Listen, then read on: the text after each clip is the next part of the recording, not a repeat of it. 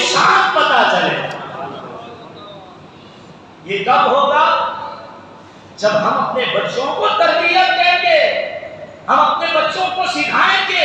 ہمیں سورہ یاسین یہی سکھا رہی ہے کہ لوگوں, تمہارے نبی کی شان یہ نہیں ہے کہ ہم ان کو اشعار سکھائیں, ان کی شان شعر و شاعری سے اونچی ہے. فرمایا پر تم غلام ہو, تمہاری یہ شان ہے, تم اپنے نبی کی نام پڑھ کے ان سے داد لیتے جاؤ, ان سے دیدار لیتے جاؤ, ان سے جنت حصول کرتے جاؤ. آئیے اپنی زندگی کو بدلیے, اپنی اولاد کو حضور کی ثنا خوانی سکھائیں. آپ کہیں گے حضرت صاحب اتنی آپ کیوں ہم پر سختی کر رہے ہیں کہ حضور کی نام سکھاؤ, حضور کا ذکر کرنا سکھاؤ. اگر آپ اور میں اپنے بچوں کو نبی کا ثنا خوان نہیں بنائیں گے, شیطان پھر ہمارے بچوں کو گویا بنا دے گا. ہمارے بزرگ بڑی خوبصورت بات فرماتے ہیں, کہتے ہیں لوگوں کرنے والے کام کرو. کیا کہا؟ آپ سارے نہیں بولے, کرنے والے کام کرو, نہیں تو شیطان تمہیں نہ کرنے والے کاموں میں لگا دے گا. اگر آپ اپنے بچے کو اپنے نبی کی نام میں لگا دیں گے, شیطان کی چھٹی ہو جائے گی. لیکن اگر آپ اپنے بچے کو اپنی نبی کی نعت نہیں سکھا دیں گے, نہ اس کے موبائل میں نعت, نہ اس کی کتاب میں نعت, نہ اس کے دل دماغ میں نعت, تو پھر شیطان اس کے موبائل میں وہی بھرے گا جو اس کی چاہت ہے. اپنے بچے کو اپنے نبی کے راستے پہ لگا دیں اور اپنے نبی کی غلامی پہ لگا دیں, پھر آپ کے بچے کو دنیا کی کوئی چیز بھی حضور کی غلامی سے دور نہیں کر سکے. اللہ ہمیں حضور کی محبت عطا فرمائے, حضور کا پیار عطا فرمائے. اب یہاں آگے چلتے ہیں. ہم اپنے بچے کو جب حضور کی نعت سکھائیں گے تو کس نیت سے سکھائیں گے, کس ذوق پر سکھائیں گے؟ یاد رکھیے گا, ہم نے اپنی اولاد کو نعت اس لیے سکھانی ہے کہ رب رسول راضی ہو جائے. کس لیے سکھانی ہے؟ سب بولے رب رسول راضی ہو جائے. کیونکہ اگر کوئی کام جو اللہ کے لیے کیا جاتا ہے اگر دنیا کو دکھانے کے لیے کریں گے تو دوستوں اپنا دنیا میں بھی بیڑا غرق ہو جائے گا اور آخرت میں بھی بیڑا غرق ہو جائے گا. آج ہماری نسل تباہ و برباد کیوں ہو رہی ہے؟ ہمارے بچے, ہمارے جوان نبی کے نعت خواہ تو بن رہے لیکن نعت کا حق ادا کرنے کی کوشش نہیں کر رہے. وہ جب نعت پڑھ رہے ہوتے ہیں مزاج بدلتا ہے تو وہ صاحب یہ صاحب, لوگوں کے لیے نعت تھوڑی ہے, نعت ہمارے آقا کے لیے ہے. اور یہ یاد رکھو, اگر تمہیں آقا نظر نہیں آ رہے تو کیا ہوا, پر وہ مدینے سے ہمیں دیکھ رہے ہیں. اپنے بچوں کے اندر یہ مزاج پیدا کریں, بیٹا جب نعت پڑھنی ہے ہاتھ بندھے ہوئے ہو. اگر فرض کریں یہ اسٹینڈ نہیں ہوتا, ایک ہاتھ میں مائک شریف ہے تو دوسرا ہاتھ تو ادب سے رکھیں.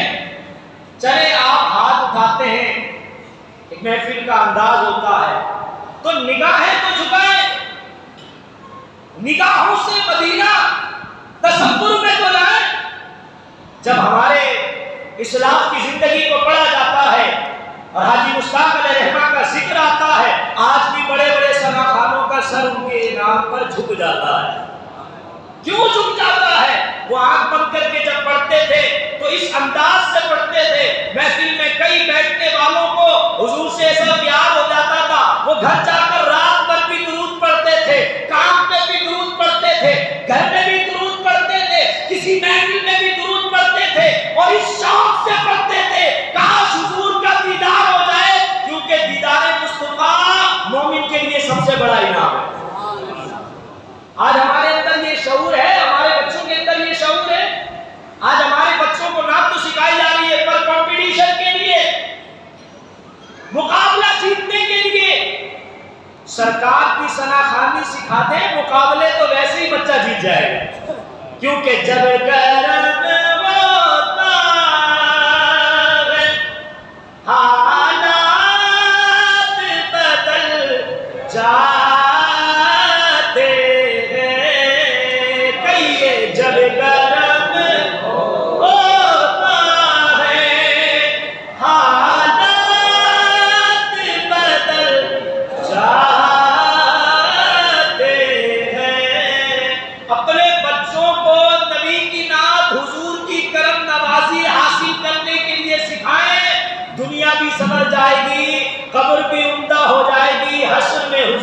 شفاعت بھی نصیب ہو جائے۔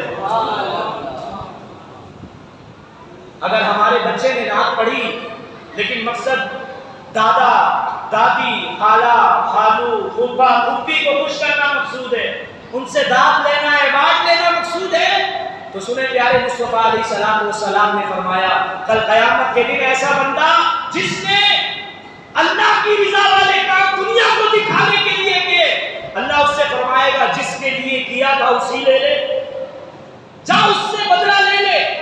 مجھے بتائیں زندگی بھر کی محنت ضائع ہو گئی نا، ضرورت ہے اپنی اولاد کی اصلاح کی، ہم اپنے بچوں کو ثناء بھی بنائیں اور عاشق رسول بھی بنائیں، عشق رسول میں رونا بھی سکھائیں، رسول پاک علیہ الصلوۃ والسلام کی محبت میں تڑپنا بھی سکھائیں، کیونکہ جو حضور کی محبت میں تڑپ کے نعت پڑھتا ہے سرکار سماعت بھی فرماتے ہیں اور انعام بھی عطا فرماتے ہیں۔ اللہ اکبر۔ دوستوں بزرگوں نوجوانوں، نبی پاک علیہ الصلوۃ والسلام کے دربار دوارباد میں ایک غلام حاضر ہوا، بڑی دور سے آیا اور عرض کی یا رسول اللہ صلی اللہ علیہ وسلم، میں قرآن کی آیت سن کے آپ کے دربار دوارباد میں آیا، وَلَوْ أَنَّهُمْ إِذْ ظَلَمُوا أَنفُسَهُمْ جَاءُوكَ فَاسْتَغْفَرُوا اللَّهَ وَاسْتَغْفَرَ لَهُمُ الرَّسُولُ لَوَجَدُوا اللَّهَ تَوَّابًا رَحِيمًا۔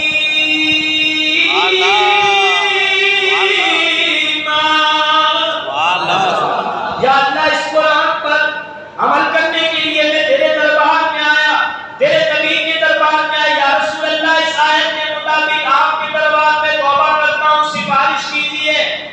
شیخ فرماتے ہیں تڑپ کے حضور کے دربار میں عرض کرنے لگا یا رسول اللہ آپ عظیم ہستی ہیں، جو قبر میں تشریف لے گئے تو قبر میں جانے کی برکت سے مٹی بھی خوشبودار ہو گئی۔ حضور کی نعت پڑھنے لگا، حضور کا ذکر کرنے لگا، حضور کی تعریف کرنے لگا، روتے روتے اٹھ کر حضور کے دربار سے چل دیا۔ قریب ایک غلام بیٹھا تھا، وہ فرماتے ہیں میری آنکھ لگی، میری قسمت جاگ اٹھی، مدینے کے تاجدار میرے خواب میں تشریف لائے، اور آقا فرمانے لگی جاؤ میرے غلام کو خوشخبری دو اور کہو سرکار نے فرمایا اللہ نے تیرے گناہوں کو معاف کر دیا۔ میرے عاشقان مصطفیٰ، اے نبی سے محبت کرنے والوں، اے نبی سے پیار کرنے والوں، اگر بچوں کو ایسی ثنا خوانی سکھاؤ گے تو تمہیں بھی حضور کا دیدار ہوگا، تمہیں بھی حضور کی کرم نوازیاں نصیب ہوں گی۔ آج ضرورت اس بات کی ہے کہ ہم اپنی زندگی کو سنوارنے کی کوشش کریں، ہم اپنے لبوں پر حضور کی نعت لائیں۔ اس وقت دنیا ہمارا تعلق ہمارے نبی سے کمزور کرنے کی کوشش کر رہی ہے، عجیب و غریب طرح کے لوگ میڈیا پر آ رہے ہیں اور اسلام کے خلاف زبان استعمال کر رہے ہیں، اور ان کی کوشش صرف یہ ہے مسلمانوں کو ان کے نبی سے دور کر دیا جائے۔ وہ عجیب و غریب سوالات اٹھاتے ہیں۔ یاد رکھیں اگر کوئی شخص آپ کی نظروں کے سامنے ایسا ہے جو اسلام کے خلاف بات کر رہا ہو، قرآن حدیث دکھا کر فتنہ پھیلا رہا ہو، اس سے بچنے کی کوشش کریں، اللہ سے دعا کریں اللہ ہمیں اس کے فتنے سے بچا دے۔ اور اگر خدا نہ کرے ذہن میں کوئی بات آ جاتی ہے، آپ فوراً علماء کے پاس جائیں، جا کر علماء سے عرض کریں حضرت ایک شخص نے ایسا سوال کیا ہے، میرے ذہن کو اس معاملے میں صاف کر دو۔ کیونکہ اگر انسان کے دل میں حضور کے بارے میں کوئی بات غلط بیٹھ گئی تو اس کی نمازیں بھی برباد، اس کا روزہ بھی برباد، اس کی زکات بھی گئی، اس کا حج بھی کام نہیں آئے گا، کیونکہ میرے آقا کائنات کی جان ہے، جان ایمان ہے۔ اگر حضور کے بارے میں ہم ادھر ادھر کی باتیں کرنے لگیں گے تو پھر دنیا میں ہم کس کے بارے میں کہیں گے کہ جو ہر عیب سے پاک ہے وہ ہمارے حضور کی ذات ہے؟ پھر یہ جملہ کس کے بارے میں کہیں گے؟ اس لیے جمائیے، اپنی نسل کو جمائیے اور اپنے بچوں کو یہ سبق پڑھائیے۔ کائنات میں سب سے افضل، سب سے اعلیٰ، سب سے آخری نبی ہمارے نبی ہیں۔ حضور کے بعد کائنات میں کوئی دوسرا نبی نہیں آئے گا۔ حضور سے اعلیٰ بھی کائنات میں اب کوئی بندہ نہیں ہے۔ یہ بچوں کو سبق سکھائیں، اور اگر شعر کی صورت میں یاد کرنا ہو تو اعلیٰ حضرت کا کلام سکھائیں۔ میرے امام فرماتے ہیں سب سے اولیٰ اور اعلیٰ، آپ سارے اگر بولیں نا تو مسجد ہی گونج جائے گی۔ میں اکیلا بھی بولتا ہوں تو کچھ نہ کچھ تو گونج ہو ہی رہی ہوتی ہے۔ آپ کے ساتھ پڑھنے کا لطف ہی کچھ اور ہوتا ہے۔ یقین کریں جب آپ سارے مل کے سرکار کا ذکر کرتے ہیں تو ہمارا ایمان تازہ ہوتا ہے، خوش ہوتے ہیں، ہم سکون ملتا ہے کہ ہم ان میں بیٹھتے ہیں جو حضور کے وفادار ہیں۔ سب سے اولیٰ اور اعلیٰ، سب سے بالا اور اعلیٰ، اپنے مولا کا پیارا، دونوں عالم کا دولہا، کیا خبر کتنے تارے کھلے چھپے، پر نہ ڈوبے نہ ڈوبا، ہمارا نبی خمسطوں کو رسا، مزددی چھیڑتے ہیں اور بے کسوں کا سہارا، بے کسوں کا سہارا، بے کسوں کا سہارا، بے کسوں کا سہارا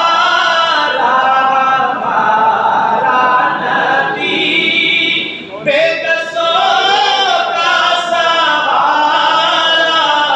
ہمارا نبی، کون دیتا ہے دینے کو منہ چاہیے، تیرے والا ہے سچا ہمارا نبی، سب سے اعلیٰ ہمارا نبی، سب سے